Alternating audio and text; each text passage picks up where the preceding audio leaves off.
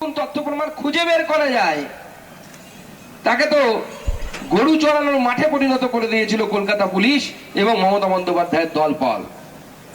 সেখানে উকিল থেকে শুরু করে, ডাক্তার থেকে শুরু করে, ছোট ডাক্তার, বড় ডাক্তার, মেজো ডাক্তার, যারা তৃণমূল কংগ্রেস করে, যারা কুকুর বিড়ালের ডায়ালাইসিস করে হসপিটালে, সেই টাইপের সমস্ত ডাক্তার তারা ঘুরে বেড়াচ্ছিল, চড়ে বেড়াচ্ছিল কুকুর বিড়ালের মতো। ওখানে তথ্য প্রমাণ সমস্ত কিছু মিটিয়ে দেওয়া হয়েছে। তারপর যা হওয়ার ছিল সেটাই হলো। তবুও আমরা আশা করেছিলাম যে একজন হারাধনের একটি ছেলে যাকে পাওয়া গেল, সেই সঞ্জয়, তার কমসে কম সর্বোচ্চ ক্যাপিটাল পানিশমেন্ট হবে। কিন্তু ক্যাপিটাল পানিশমেন্ট হয়নি। আদালতের রায়, এটা নাকি রেয়ারেস্ট অফ রেয়ারেস্ট অকারেন্স নয়। আর মুখ্যমন্ত্রীকে কোর্ট বলেছেন 17 লক্ষ টাকা খুন এবং ধর্ষণের পারিশ্রমিক, না কি বলবো আমি জানি না, মনে কথাটা বলতে মুখে আনতে আমার খুব কষ্ট হচ্ছে। 17 লক্ষ টাকা মেয়ের মা বাবাকে দিয়ে দেওয়ার জন্য।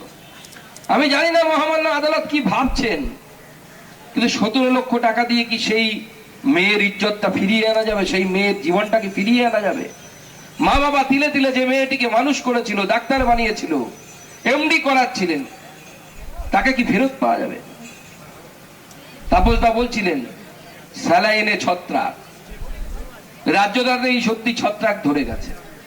আর ছত্রাক যেমন তেমন ভাবে ধরেনি, প্রত্যেকটি জায়গায় সিন্ডিকেট। এই স্বাস্থ্য ভবন সিন্ডিকেটের অন্যতম জায়গা, তাতে আবার নর্থ বেঙ্গল লবি। কোইন্সিডেন্টালি আমারও বাড়ি নর্থ বেঙ্গলে, কিন্তু এই নর্থ বেঙ্গল লবি যে কি আজ অব্দি আমরা বুঝতে পারলাম না। বেশ কিছু ডাক্তারবাবুরা তারা নাকি একটা চক্র তৈরি করে রেখেছেন, যারা কোনো না কোনো সময় নর্থ বেঙ্গলে থাকতেন, এবং সেই চক্রটা কত শক্তিশালী আপনারা ভাবতে পারবেন না।